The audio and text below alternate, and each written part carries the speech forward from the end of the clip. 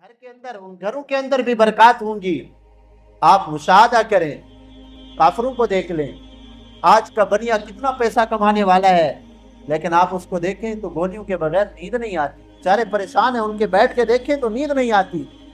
یہ نہ دیکھو کہ گاڑیوں کے اندر گھوم رہے ہیں، اتنا پیسہ ہے، ان کے پاس دولت ہے، اللہ نے دل کی دنیا کو ویران کر دیا ہے۔ زمزم جو کنواں ہے، اس کی کھدائی کا کوئی مسئلہ پیش آیا، کھدائی ہو رہی تھی، تو لوگ جو ہے نا اس وقت کوئی پتھر اٹھا رہے تھے، کوئی چیزیں اٹھا رہے تھے۔ عرب کے اندر اس وقت عام رواج تھا یہ لباس اتارنا، برہنہ ہونا، ننگا ہونا، ان کے لیے کوئی عیب نہیں تھا، مسئلہ نہیں تھا ان کے لیے، معاذ اللہ ثم معاذ اللہ۔ بلکہ وہ ظالم لوگ تو ایسے تھے کہ کعبۃ اللہ کا طواف بھی ننگا کرتے تھے۔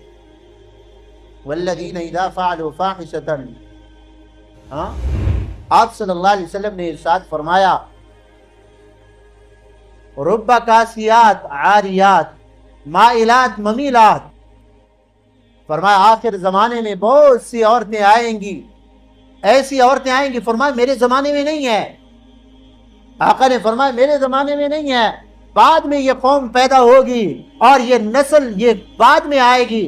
رب کاسیات، بظاہر تو عورتیں لباس پہنے ہوئے ہوں گی، لباس پہنے ہوئے ہوں گی، عاریات لیکن ننگی ہوں گی۔ آپ صلی اللہ علیہ وسلم نے ارشاد فرمایا سنبھالو، ابھی وقت ہے، اپنی نوجوان نسل کو سنبھالو، ان کے لباس کو سنبھالو۔ بے لباسی، ہاں، انسان اور جانور میں پھر کیا فرق ہے؟ جیسا میں نے ابھی عرض کیا نا، یہ تو انسان کا شرف ہے لباس پہننا، ورنہ سارے جانور ننگے ہوئے ہیں، کسی کے جسم کے اوپر لباس نہیں ہے۔ اگر انسان نے اپنا لباس مختصر کر دیا، عجیب بات ہے، عورت کا سارا جسم ستر ہے، اس نے اپنے جسم کو جو ہے نا کیا کر دیا؟ ننگا کر دیا۔ اور مرد کے لیے حکم ہے کہ اپنی شلوار کو جو ہے نا ٹخنوں سے اوپر رکھو، اور مرد ہیں شلوار ہے، دھوتی ہے یا پینٹ شرٹ ہے، اس کے پانچے جو ہے نا وہ ایڑی سے توبہ کر لو، اللہ پھر بھی توبہ قبول کریں گے۔ لیکن جو ہے نا یہودیوں کے لیے احکامات بڑے سخت تھے۔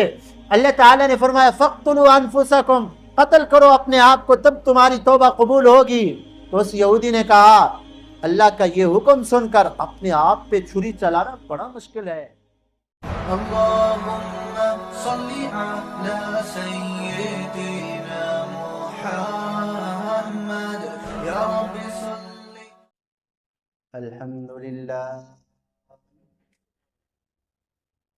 الحمد لله نحمده ونستعينه ونستغفره ونؤمن به ونتوكل عليه ونعوذ بالله من شرور أنفسنا ومن سيئات أعمالنا،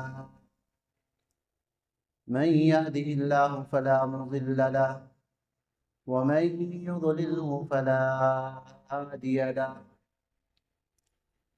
ونشهد أن لا إله إلا الله وحده لا شريك له، ونشهد أن سيدنا ونبينا ومرشدنا ومولانا محمدا عبده ورسوله، صلى الله تعالى عليه وعلى آله وأصحابه وبارك وسلم تسليما كثيرا كثيرا، وداعيا إلى الله بإذنه وسراجا منيرا، أما بعد فقد قال الله تبارك وتعالى في القرآن المجيد والفرقان الحميد، أعوذ بالله من الشيطان الرجيم، بسم الله الرحمن الرحيم، لقد كان لكم في رسول الله أسوة حسنة لمن كان يرجو الله واليوم الآخر وذكر الله كثيرا، وقال تعالى في مقام آخر ألم يجدك يتيما فآوى، أما بعد فقد قال النبي صلى الله عليه وسلم كل أمتي يدخلون الجنة إلا من أبى قيل من أبى يا رسول الله صلى الله عليه وسلم فقال النبي صلى الله عليه وسلم من طاعني دخل الجنة ومن عصاني دخل النار أو كما قال النبي صلى الله عليه وسلم صدق الله وصدق رسوله النبي الكريم ونحن على ذلك لمن الشاهدين والشاكرين سبحان الله الحمد لله رب العالمين. سب حضرات ایک مرتبہ درود شریف پڑھیں. اللهم صل على محمد وعلى آل محمد كما صليت على إبراهيم وعلى آل إبراهيم إنك حميد مجيد. اللهم بارك على محمد وعلى آل محمد كما باركت على إبراهيم وعلى آل إبراهيم إنك حميد مجيد. اللهم صل على سيدنا ومولانا محمد وعلى آل سيدنا ومولانا محمد كلما ذكره الذاكرون وكلما غفل عن ذكره الغافلون. اللهم صل على محمد كما يليق بشانه.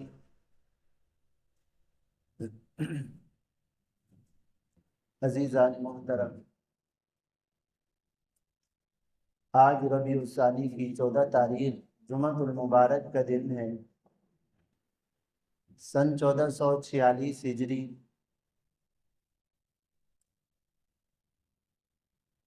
پچھلے تقریباً 1.5 مہینے سے امام الانبیاء سرور کائنات حضرت محمد رسول اللہ صلی اللہ علیہ وسلم کی سیرت پر بات چل رہی ہے. ہم مسلمانوں کی کامیابی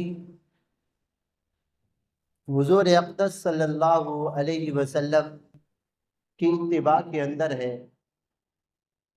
آپ صلی اللہ علیہ وسلم کی مبارک زندگی کا ایک ایک لمحہ ہمارے لیے ہدایت ہے. آپ صلی اللہ علیہ وسلم کی زندگی کا وہ حصہ جو نبوت سے پہلے ہے وہ بھی پاکیزہ اور وہ بھی مقدس اور مطہر اور ہمارے لیے ہدایت کا ذریعہ. نبوت ملنے کا بعد کا جو زمانہ ہے وہ بھی بڑا پاکیزہ اور مقدس حصہ ہے آپ صلی اللہ علیہ وسلم کی مبارک زندگی کا.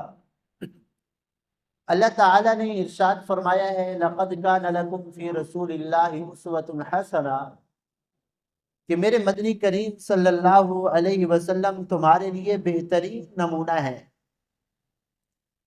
اللہ تعالیٰ نے زندگی گزارنے کا ایک نمونہ امام الانبیاء صلی اللہ علیہ وسلم کو ہمارے پاس بھیجا ہے اور ہمیں پابند کیا ہے کہ اپنی زندگی اسی طرز پر گزارو جو میرے محبوب صلی اللہ علیہ وسلم کا طرز زندگی، جو آپ صلی اللہ علیہ وسلم کی سیرت طیبہ، جو آپ صلی اللہ علیہ وسلم کی زندگی سے تمہیں اسباق ملتے ہیں، اسی پر زندگی گزارو گے تو تم اللہ کے مقرب ہو جاؤ گے. دنیا بھی بن جائے گی، آخرت بھی بن جائے گی، اور یہ جو فانی زندگی ہے یہ بڑی قیمتی بن جائے گی. اگر آپ صلی اللہ علیہ وسلم کی زندگی سے انسان نے رہنمائی حاصل نہ کی، سیرت طیبہ کو سامنے رکھ کر زندگی نہ گزاری، آپ صلی اللہ علیہ وسلم کے بتائے ہوئے طریقہ پر زندگی نہ گزاری تو یہ مختصر زندگی بھی برباد ہو جائے گی اور اس کے بعد جو آنے والا نتیجہ ہے وہ بھی بڑا بھیانک ہوگا، بڑا خطرناک ہوگا. تو اس لیے اللہ تعالیٰ نے قرآن مجید میں واضح طور پر فرمایا اطیعوا اللہ و اطیعوا الرسول، اللہ کی اطاعت، اللہ کے محبوب کی اطاعت کرو، بار بار فرمایا ہے. آج ہم مسلمانوں بدقسمتی یہ ہے کہ ہم مسلمانوں کو اپنے نبی پاک صلی اللہ علیہ وسلم کی زندگی کے بارے میں معلومات نہیں ہوتی. آقا نے کس موقع پہ کیا ہدایات دی ہیں ہمیں پتہ نہیں ہوتا. اس لیے آج مسلمان دین سے دور ہوتے چلے جا رہے ہیں۔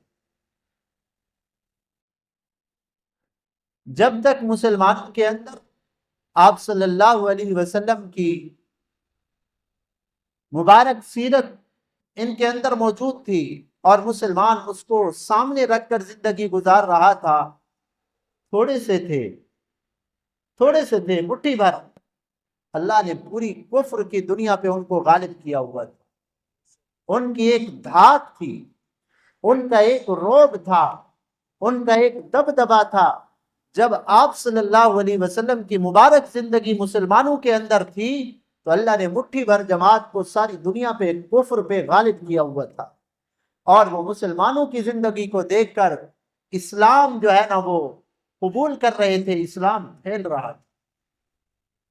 آج اللہ معاف فرمائے، ہم مٹھی بھر نہیں ہیں، ہم لاکھوں اربوں کی تعداد کے اندر ہے مسلمان، کروڑوں کی تعداد میں، لیکن ذلت کی زندگی ہے، کافروں کے سامنے سر جھکا کے کھڑے ہے، کوئی آنکھوں میں آنکھیں ڈال کر بات کرنے والا نہیں، الا قلیل، مگر چند لوگ ہیں جو آج بھی سنت کے رنگ کے اندر رنگے ہوئے ہیں، اللہ پر کامل بھروسہ اور یقین کیے ہوئے ہیں، آج بھی وہ کفر کے سامنے جو ہے نا سر اٹھا کے کھڑے ہیں، اللہ نے ان کو عزت دی ہے۔ تو بہرحال آپ صلی اللہ علیہ وسلم کی مبارک زندگی ہمارے لیے مشعل راہ ہے۔ ہم یہاں تک پہنچے تھے کہ آپ صلی اللہ علیہ وسلم کی مبارک عمر 6 سال تھی تو آپ صلی اللہ علیہ وسلم کی والدہ طیبہ، والدہ محترمہ کا انتقال ہو گیا۔ ابھی تک دنیا میں نہیں آئے تھے، والد محترم چلے گئے، یتیمی کی حالت میں آقا پیدا ہوئے، اور 6 سال کی عمر، میں نے پچھلے خطبات کے اندر بھی عرض کیا تھا کہ یہ وہ زمانہ ہے بچے کا کہ ماں کا بہت زیادہ محتاج ہوتا ہے 6 سال کی عمر میں بچہ، لیکن اس وقت اللہ نے ماں کا سایہ بھی اٹھا دیا، دادا کی کفالت میں آئے۔ 8 سال کی عمر تھی آپ صلی اللہ علیہ وسلم کی تو دادا کا سایہ بھی اٹھ گیا۔ ہمیں سبق دیا جا رہا ہے کہ اللہ کی طرف سے جو فیصلے ہوتے ہیں نا اس کے اندر بھلائی اور خیر ہوتی ہے، یہی تو ہے نا تقدیر کے اوپر ایمان لانا، اللہ کی تقدیر کے اوپر ایمان لانا۔ والقدر خیرہ وشرہ من اللہ تعالی، اللہ کی طرف سے وہ حالات ہوں جو ہماری طبیعت کے موافق ہیں، ہماری منشا کے موافق ہیں، ورنہ اللہ جو بھی فیصلہ کرتے ہیں اچھا ہی ہوتا ہے، یہ اچھی تقدیر۔ والقدر خیرہ وشرہ، بری تقدیر تو بری نہیں ہے نا، اللہ کی طرف سے کوئی برا فیصلہ تو نہیں ہے۔ جو حالات ہمارے موافق ہیں، ہماری منشا کے مطابق ہیں، ہم کہتے ہیں ہاں اچھے حالات چل رہے ہیں۔ اگر ہماری منشا کے موافق نہ ہوں حالات، پریشانیاں آ جائیں، مصائب آ جائیں، مشکلات آ جائیں، تو ہم کہتے ہیں یار حالات برے ہو گئے۔ تو اللہ کی طرف سے جو بھی فیصلہ ہے اس کے اوپر ایمان لانا یہی تو ہے کہ میرے اللہ جو کچھ بھی کر رہے ہیں وہ ہمارے فائدے کے لیے ہے، بالکل اللہ کا فیصلہ برحق سچا ہے۔ دیکھو دنیا کے اندر سب سے زیادہ محبوب ہستی امام الانبیاء صلی اللہ علیہ وسلم ہے، اللہ پیارے، جن کے لیے اس کائنات کو سجایا گیا۔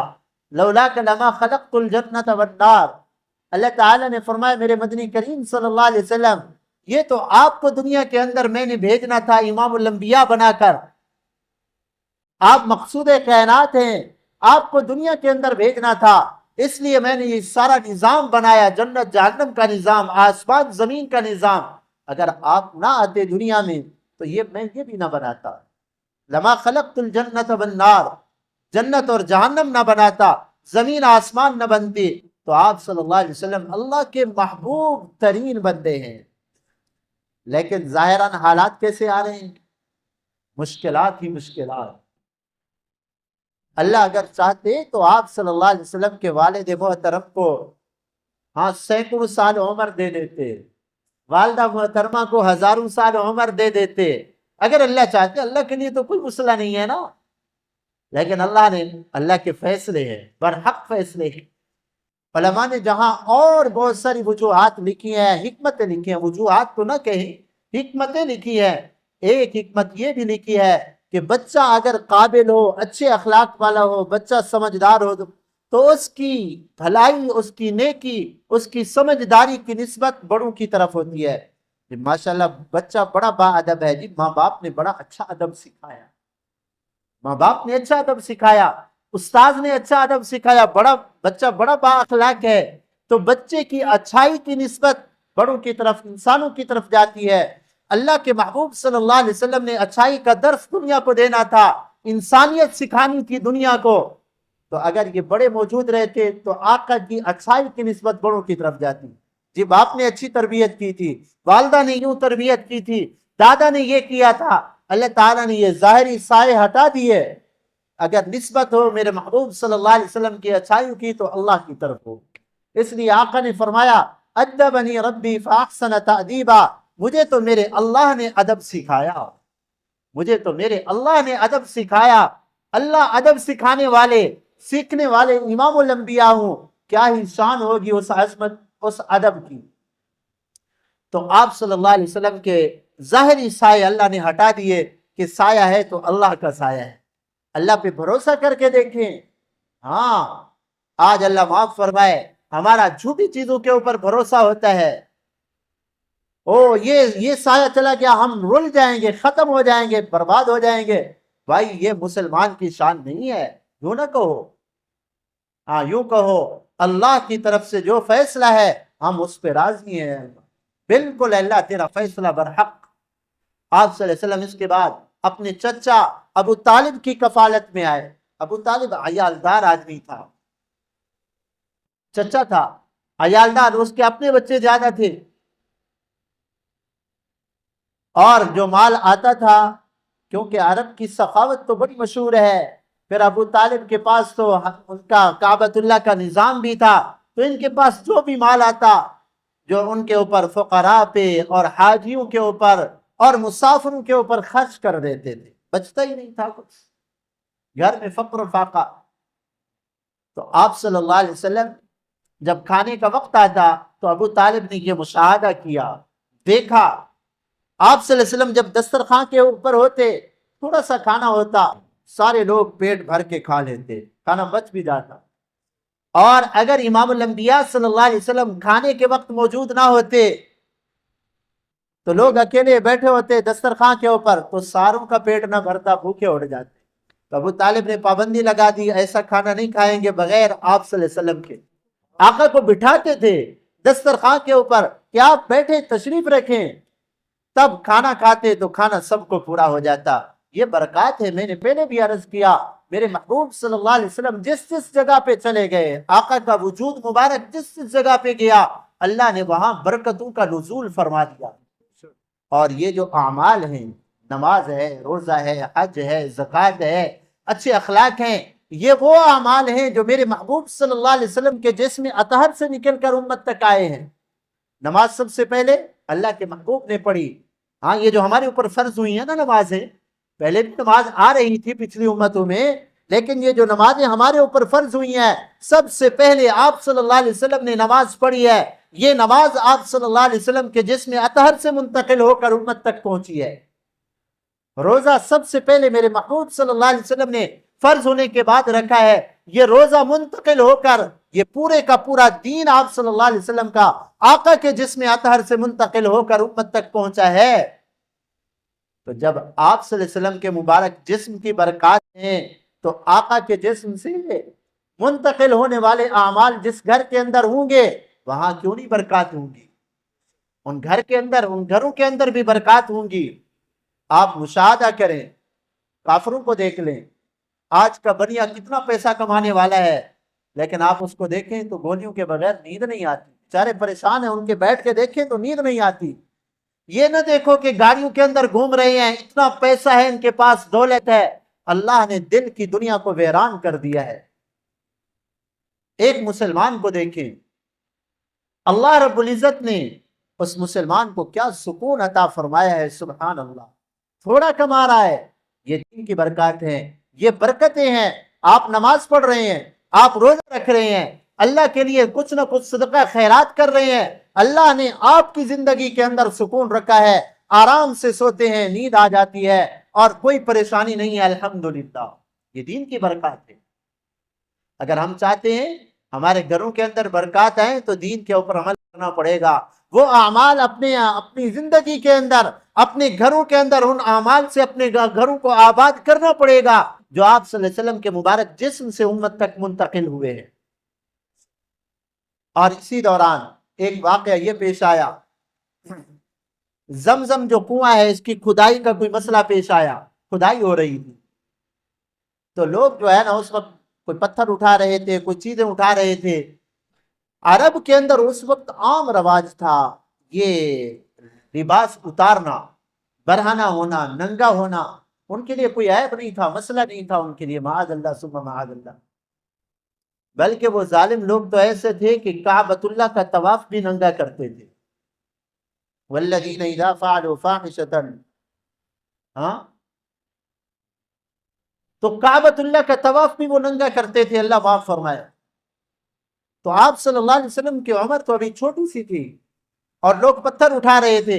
کسی نے آپ صلی اللہ علیہ وسلم سے کہا کہ جی آپ نے نیچے جو دھوتی باندھی ہوئی ہے نا، اس کو اتار کے کندھے پہ رکھو اور اس کے اوپر اینٹ رکھ کے پھر اٹھاؤ، کہیں تکلیف نہ ہو۔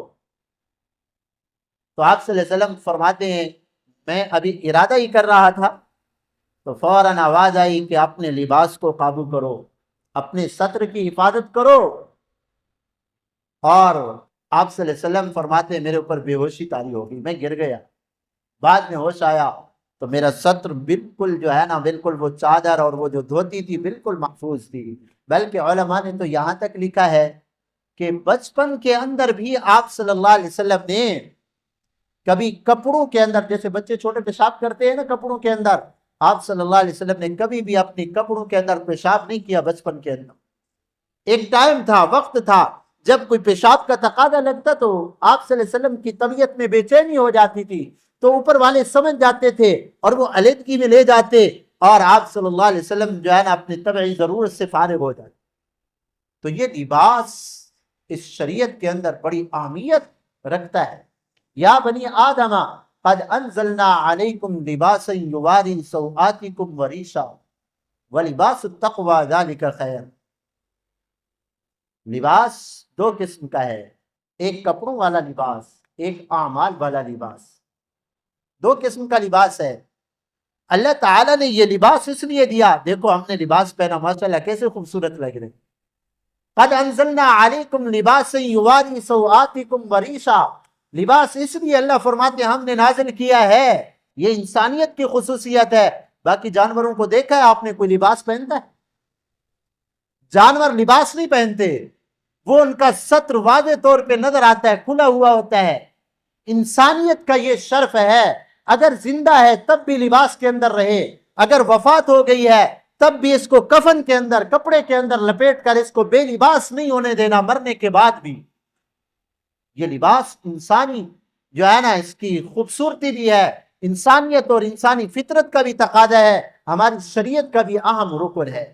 لعن اللہ الناظر والمنظور الیہ، میرے محبوب صلی اللہ علیہ وسلم کا فرمان ہے جو کسی کا ننگ دیکھتا ہے یا کسی کو دکھاتا ہے اپنا ننگ، اللہ کی اس کے اوپر لعنت ہے۔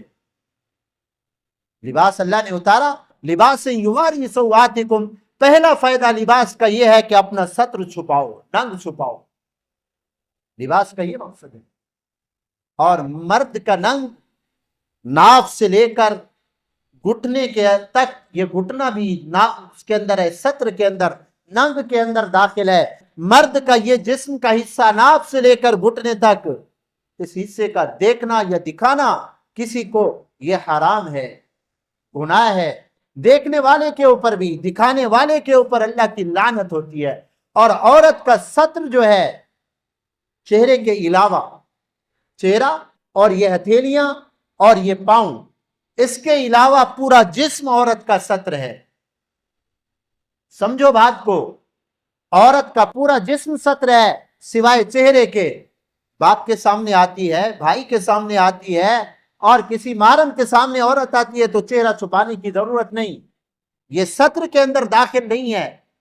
یہاں بات کو خلط ملط نہیں کرنا، ایک ہے پردہ، ایک ہے ستر، میں دو باتیں الگ الگ جو ہے نا ذکر کر رہا ہوں، جب ستر کی ننگ کی باری آتی ہے نا تو عورت کا یہ چہرہ ننگ کے اندر داخل نہیں ہے، اس کو چھپانا ضروری نہیں ہے، ہتھیلیاں بھی ننگ کے اندر داخل نہیں ہے، ماں باپ کے سامنے، بھائی کے سامنے ہتھیلیاں اور نکال سکتی ہے، اور پاؤں بھی ستر کے اندر داخل نہیں ہے، لیکن جب باہر جائے گی غیر محرموں سے اپنے چہرے کا بھی پردہ کرے گی، اپنی ہتھیلیاں اور پاؤں کا بھی پردہ کرے گی، یہ پردے کے اندر داخل ہے، ستر ننگ کے اندر داخل نہیں ہے۔ تو اسلام نے ستر کی اور جو ہے نا اپنے ننگ کو چھپانے کی بڑی اہمیت بیان فرمائی ہے۔ آپ صلی اللہ علیہ وسلم نے ارشاد فرمایا، رب کاسیات عاریات مائلات ممیلات، فرمایا آخر زمانے میں بہت سی عورتیں آئیں گی، ایسی عورتیں آئیں گی، فرمایا میرے زمانے میں نہیں ہے، آقا نے فرمایا میرے زمانے میں نہیں ہے، بعد میں یہ قوم پیدا ہوگی اور یہ نسل یہ بعد میں آئے گی، رب کاسیات، بظاہر تو عورتیں لباس پہنے ہوئے ہوں گی، لباس پہنے ہوئے ہوں گی، عاریات لیکن ننگی ہوں گی۔ آپ صلی اللہ علیہ وسلم نے ارشاد فرمایا مائلات ممیلات، خود بھی غیر محرموں کی طرف مائل ہونے والی ہوں گی اور ان کو بھی اپنی طرف مائل کرنے والی ہوں گی۔ فرمایا لا يدخلن الجنہ ولا یجدن ریحہا، آپ صلی اللہ علیہ وسلم نے فرمایا ایسی بے لباس عورتیں جو اپنا ستر دوسروں کو دکھاتی ہیں، لباس ہے لیکن ہے ننگیاں۔ کیا مطلب؟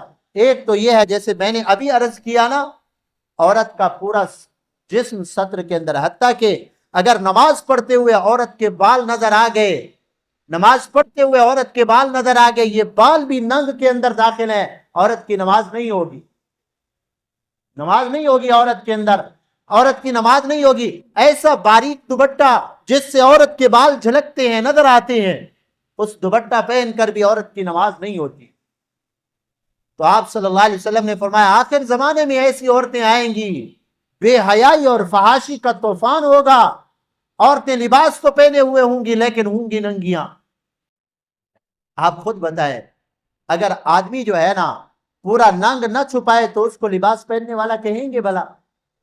اس کو تو ننگا ہی کہیں گے نا۔ اب عورتیں، اللہ معاف فرمائے، آج کل کا لباس، یا تو علماء نے لکھا ہے ایسا باریک لباس کہ جسم کی رنگت ہی نظر آ رہی ہے، یا ایسا چست لباس ہے، موٹا لباس لیکن ایسا فٹ جسم کے اوپر ہر عضو نظر آ رہا ہے۔ بھائی لباس کا مقصد تو یہ تھا کہ عورت کی جسمانیت چھپ جائے۔ اللہ معاف فرمائے آج برقع بھی لیں گی نا بعض عورتیں تو اتنا فٹ برقع لیں گی کہ جسم کی ہتھیلیاں اور بازو بھی الگ نظر آ رہے ہیں، اور جو ہے نا جسم کا حصہ الگ الگ نظر آ رہا ہے۔ میرے بھائی ایسے برقع پہننے سے نہ پہننا افضل، اچھا ہے۔ یہ گناہ ہے، ایسا لباس پہننا گناہ ہے۔ اور آدھا لباس، ہاف بازو، جیسے آج کل لعنت آئی ہے ہاف بازو، اور آج تو اللہ معاف فرمائے مسلمان مردوں کی پتہ نہیں غیرت کدھر مر گئی ہے۔ شادی بیاہ کے اوپر ہم مردوں کو جاتے ہوئے شرم آتی ہے، بسا اوقات راستے سے گزرتے ہوئے بندہ، شریف بندہ تو نہیں گزر سکتا میرے خیال۔ شادی بیاہ کے موقع کے اوپر ہماری خواتین کو دوپٹہ لینا تو پتہ نہیں عذاب نظر آتا ہے کیا آتا ہے، دوپٹہ ہی نہیں ہے، یا پڑے ہیں تو گلے کے اندر پڑے ہوئے ہیں۔ آج سکول کالجوں کے اندر آپ چلے جائیں، یونیورسٹی کے اندر، وہاں تو لباس کا نام و نشان بھی نہیں ہے۔ اللہ معاف فرمائے آج ہم کدھر جا رہے ہیں؟ آپ صلی اللہ علیہ وسلم کا فرمان سنیں، ایسی عورتیں، ایسے لوگ جو ننگی زندگی گزارتے ہیں اور لباس نہیں پہنتے، فرمایا لا يدخلن الجنہ، یہ لوگ جنت میں نہیں جائیں گے۔ اپنے ہاتھوں سے اپنی اولادوں کو جہنم کا ایندھن بنا رہے ہیں ہم۔ فرمایا ولا یجدن ریحہا، جنت میں جانا تو دور کی بات ہے، جنت کی خوشبو بھی نہیں پائیں گے، حالانکہ آدمی جنت سے 500 سال کے فاصلے پر ہوگا، وہاں سے ٹھنڈی ہوائیں اور خوشبوئیں آنا شروع ہو جاتی ہیں۔ اللہ تعالیٰ ایسے بدبختوں کو جنت سے اتنا دور رکھے گا کہ جنت کی خوشبو تک بھی یہ لوگ نہیں پائیں گے۔ سنبھالو، ابھی وقت ہے، اپنی نوجوان نسل کو سنبھالو، ان کے لباس کو سنبھالو۔ بے لباسی، ہاں انسان اور جانور میں پھر کیا فرق ہے؟ جیسا میں نے ابھی عرض کیا نا، یہ تو انسان کا شرف ہے لباس پہننا، ورنہ سارے جانور ننگے ہوئے ہیں، کسی کے جسم کے اوپر لباس نہیں ہے۔ اگر انسان نے اپنا لباس مختصر کر دیا، عجیب بات ہے، عورت کا سارا جسم ستر ہے، اس نے اپنے جسم کو جو ہے نا کیا کر دیا، ننگا کر دیا۔ اور مرد کے لیے حکم ہے کہ اپنی شلوار کو جو ہے نا ٹخنوں سے اوپر رکھو، اور مرد ہیں شلوار ہے، دھوتی ہے یا پینٹ شرٹ ہے، اس کے پانچے جو ہے نا وہ ایڑی کے نیچے آ رہے ہوتے ہیں، بلکہ بعض تو بوٹ کے نیچے آ رہے ہوتے ہیں۔ ایسے لوگوں کے اوپر بھی اللہ کے محبوب صلی اللہ علیہ وسلم نے لعنت فرمایا۔ آپ صلی اللہ علیہ وسلم نے فرمایا جو اپنے ایزار کو اور اپنی جو ہے نا شلوار کو ٹخنوں سے نیچے کرتا ہے، اللہ اس کو نظر رحمت سے نہیں دیکھتے، اللہ کی لعنت ہے ایسے آدمی کے اوپر۔ سنت پہ عمل کرنے میں عیب کیا نظر آتا ہے؟ ہم کلمہ پڑھ کر، ایک بڑا عجیب واقعہ ہم پڑھ رہے تھے، اس موضوع سے متعلق تو نہیں ہے لیکن اس سے کچھ مناسبت ہے۔ ایک جو ہے نا ایک منافق تھا اور ایک مسلمان کا جھگڑا ہو گیا نا کسی بات کے اوپر۔ حضرت زبیر رضی اللہ تعالی عنہ کا اور ایک آدمی تھا، یہ منافق تھا لیکن اپنے آپ کو مسلمان کہتا تھا، اس کا جھگڑا ہو گیا زمین کے پانی پلانے میں۔ حضرت زبیر کی زمین پہلے آتی تھی، اس منافق کی زمین بعد میں آتی تھی۔ آپ صلی اللہ علیہ وسلم نے فرمایا زبیر ایسا کرو، تم اپنی زمین کو پانی دے دو، پھر اپنے پڑوسی کے لیے چھوڑ دو۔ اس ظالم نے کہا محبوب یہ آپ کی پھوپھی کا بیٹا ہے، اس لیے اس کی رعایت کر کے آپ فیصلہ دے رہے ہیں۔ استغفر اللہ۔ آپ صلی اللہ علیہ وسلم کا چہرہ انور غصے سے جو ہے نا بھر گیا، متغیر ہو گیا۔ اللہ کے نبی بھی حق فیصلہ نہ کرے تو کون کرے گا؟ آپ صلی اللہ علیہ وسلم نے اب حضرت زبیر کو پورا حق دیا، فرمایا زبیر اپنی زمین پہ پانی لگاؤ، پہلے تمہاری زمین آ رہی ہے، پانی لگاؤ اور اتنا پانی دو، اتنا دو کہ کناروں تک بھر جائے۔ پہلے تو فرمایا تھا نا، رعایت کی تھی، بھائی پانی دو، جب تھوڑا سا ہو جائے پھر اپنے پڑوسی کو دے دو، دونوں کی رعایت فرمائی تھی۔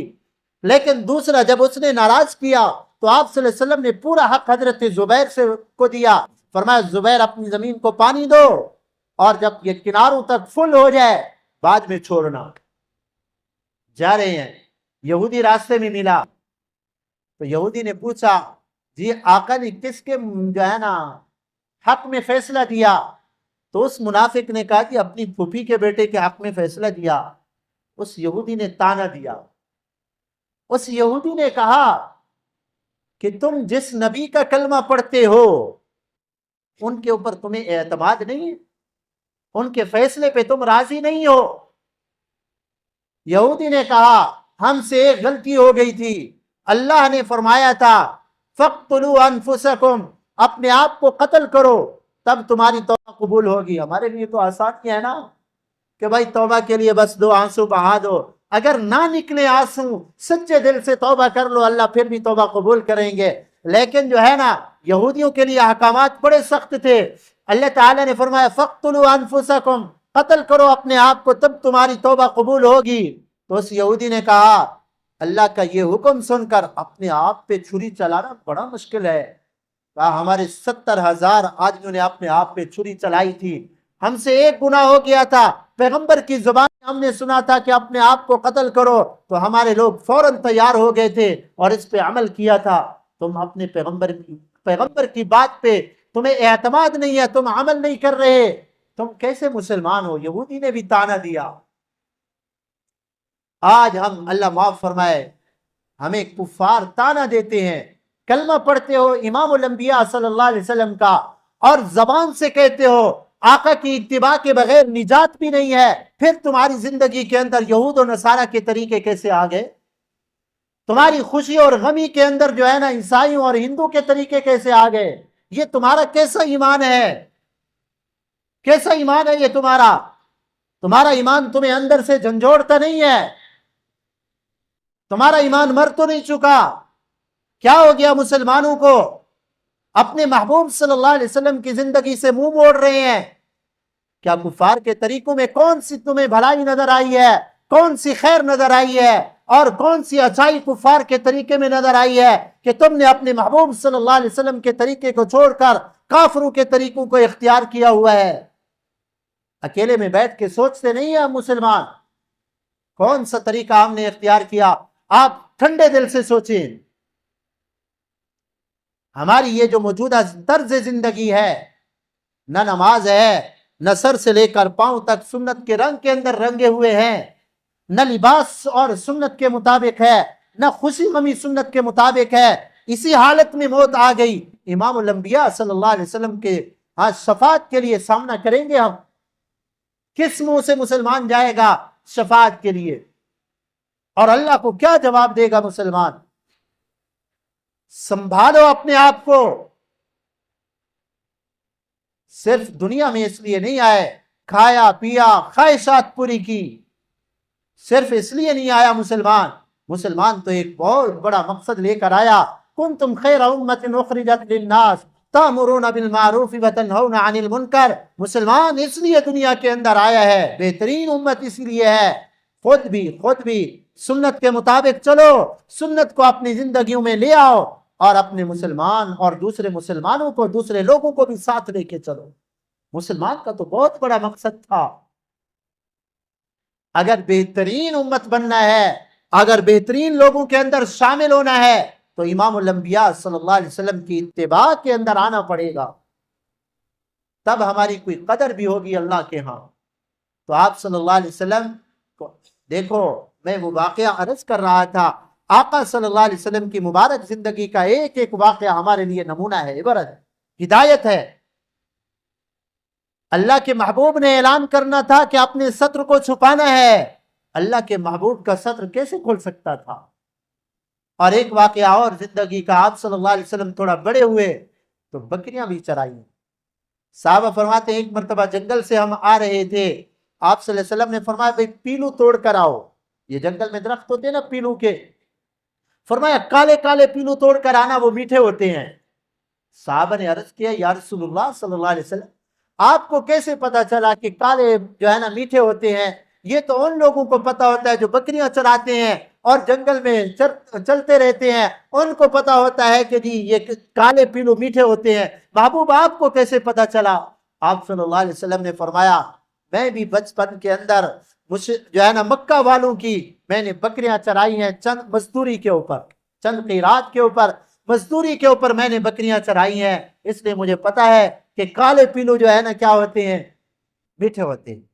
اب دیکھو آقا نے بکریاں چرائی، ایک تو یہ کہ ہم واقعہ بیان کر کے چلے جائیں، لیکن میں نے عرض کیا آپ صلی اللہ علیہ وسلم کی مبارک زندگی ہمارے لیے مشعل راہ ہے، ایک ایک واقعہ سے ہمارے لیے سبق ہے۔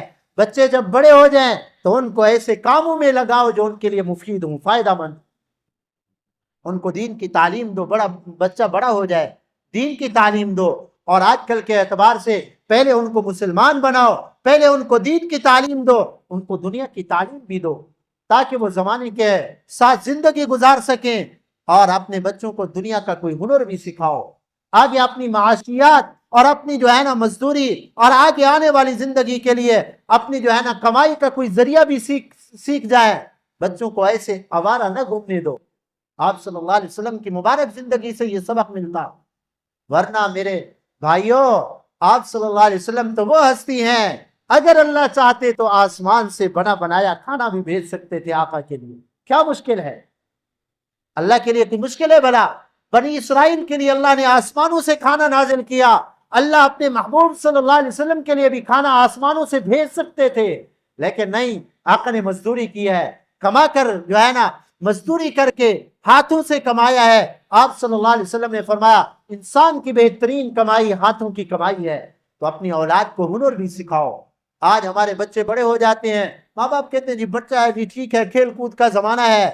میرے بھائیوں کھیل کود کا زمانہ بالغ ہونے سے پہلے پہلے کا ہے، صحیح بات ہے نا؟ بالغ ہونے سے پہلے کا زمانہ ہے کھیل کود کا۔ بچہ جب بالغ ہو جاتا ہے اس کے اوپر تو ذمہ داریاں آ جاتی ہیں۔ آپ سمجھے مسئلے کو؟ جب اولاد بڑی ہو جاتی ہے تو ماں باپ کے ذمہ ان کا خرچہ نہیں ہوتا، وہ خود کمائیں خود کھائیں۔ اولاد کو سکھاؤ یہ زندگی گزارنے کے طریقے، ہنر سکھاؤ ان کو کوئی۔ آج ہمارے بچے بڑے ہو جاتے ہیں، یا تو آج کل کی لعنت موبائل کے اندر پڑے ہوئے ہیں، نہ نماز نہ روزہ اور نہ کوئی، سارا دن بے حیائی اور فحاشی دیکھتے ہوئے۔ یا پھر ہاتھ کے اندر ڈنڈا ہے اور بلہ ہے اور گیند ہے اور کرکٹ ہے اور کھیل رہے ہیں، اور اس کے لیے تو بڑا اللہ معاف فرمائے، اللہ ہدایت دے ہمارے حکمرانوں کو بھی، اس کے لیے بھی وزارتیں ہیں جی، کھیل کی وزارت۔ مسلمان کھیل کے لیے آیا ہے بھلا؟ آپ ذرا ٹھنڈے دل سے سوچیں، مسلمان بھلا کھیل کود کے لیے آیا ہے بھلا دنیا کے اندر؟ لاکھوں کروڑوں روپیہ اس کھیل کود کے اوپر، ہاں مسلمانوں کا خون کا پسینہ، ہاں خون پسینے کی کمائی ٹیکس لگا کر، اور مسلمانوں کا یہ خون پسینے کی کمائی غلط کاموں کے اندر یہ حکومتیں لگا رہی ہوتی ہیں۔ بھی کھیل بھی کوئی مقصد ہے بھلا؟ کھیل تو کوئی مقصد نہیں۔ ہاں ان کو مجاہد بناتے، ان کو اپنے ملک و ملت کا محافظ بناتے، کافروں کے سامنے جو ہے آنکھوں میں آنکھیں ڈال کر جو ہے نا یہ زندگی گزارتے۔ ایسے کام میں لگاؤ جس میں امت کا فائدہ ہو۔ ایک وقت ہار رہے ہیں، دوسرے وقت جیت رہے ہیں، پھر دوسرے وقت منہ لٹکا ہوا ہے، جی ہار گئے جی ہار گئے۔ یہ کیا زندگی ہے، تماشا ہے؟ اللہ معاف فرمائے۔ سمجھو، زندگی کے رخ کو صحیح کرو۔ تمہاری اولادیں بڑی ہو رہی ہیں، بچے تو جانور بھی جنتے ہیں، جانوروں کے بچے پیدا ہوتے نہیں ہوتے، ان کو اپنے بچوں کی تربیت کی کوئی فکر نہیں ہوتی۔ انسان بھی اگر بچہ پیدا کر کے چھوڑ دے، نہ ان کی دینی تعلیم ہے، نہ تربیت ہے، نہ ان کی جو ہے نا دنیاوی تعلیم ہے، نہ ان کو اخلاق سکھا رہا ہے، نہ اس کو دین سکھا رہا ہے، تو جانور کے بچوں میں انسان کے بچوں میں کیا فرق نظر آیا؟ پھر کل کو یہ بچے جب ماں باپ کے نافرمان ہوتے ہیں تو یہ ماں باپ روتے ہیں، جی بچے ہمارے بچوں نے ہمیں گھر سے نکال دیا، بچے ہمارا قدر نہیں کرتے۔ تم نے بچوں کو دیا کیا ہے کہ تمہاری قدر کریں؟ بچوں کو اگر سکھایا ہوتا ماں باپ کے قدموں کے نیچے جنت ہے، دین سکھایا ہوتا تو وہ تمہارے پاؤں دبانا سعادت سمجھتے۔ اگر سکھایا ہوتا ماں باپ جنت کا دروازہ ہے، یہ ہمارا قرآن حدیث میں یہ بات آئی ہے، ماں باپ جنت کے دروازے ہیں، اگر یہ دین سکھایا ہوتا تو بچے جو ہے ماں باپ کے لیے اپنی جانیں قربان کرتے۔ تم نے ان کو دیا کچھ نہیں ہے، بڑے ہو کہ وہ نافرمان نہیں بنیں گے تو اور کیا بنیں گے؟ تو میرے بھائیوں، آپ صلی اللہ علیہ وسلم کی مبارک زندگی، آقا بڑے ہوئے، فکر پیدا ہوئی کہ میرے چچا جو ہے نا عیالدار ہیں، فقیر ہیں، میں ان کی مدد کروں۔ آپ صلی اللہ علیہ وسلم نے جنگل کے اندر جو ہے نا بکریاں بھی چرائی ہیں اور مزدوری بھی کی ہے۔ مزدوری کرنا کوئی عیب کی بات نہیں ہے۔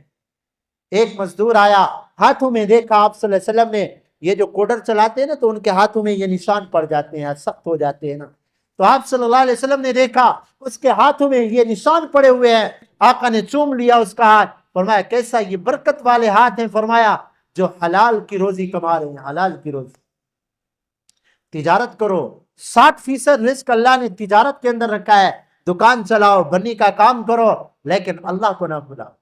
صرف بات اتنا ہے، صرف نماز آ جائے، فرمایا اللہ اس آدمی پہ بڑا خوش ہوتے ہیں، پہاڑ کی چوٹی پہ بکریاں چرا رہا ہے، آذان کا وقت ہوتا ہے، اللہ اکبر کی صدا لگاتا ہے، اللہ اس پہ خوش ہوتے ہیں، اس آدمی پہ اللہ خوش ہوتے ہیں۔ زمین میں پانی لگا رہا ہے اور آذان کا ٹائم ہو گیا اور ادھر بنی میں کھڑا ہو کے اللہ اکبر کی صدا لگاتا ہے اور رومال بچھا کر نماز پڑھتا ہے، اللہ فرماتے ہیں دیکھو میرے بندے کو، میرے ڈر کی وجہ سے یہ نماز ادا کر رہا ہے۔ دین کتنا آسان ہے، مشکل نہیں ہے۔ اللہ تعالی ہمیں آقا صلی اللہ علیہ وسلم کی سیرت پر عمل کرنے کی توفیق عطا فرمائے۔ حلال کی روزیاں اللہ تعالی وسعت کے ساتھ تمام مسلمانوں کو عطا فرمائے، اور ہم مسلمانوں کی نوجوان نسل کو اللہ تبارک و تعالی ہدایت والے راستے پہ چلائے، ملک و قوم کے لیے ہدایت اور دنیا کے لیے ہدایت کا اللہ ذریعہ بنائے۔ وما علینا الا البلاغ، سنت پڑھ۔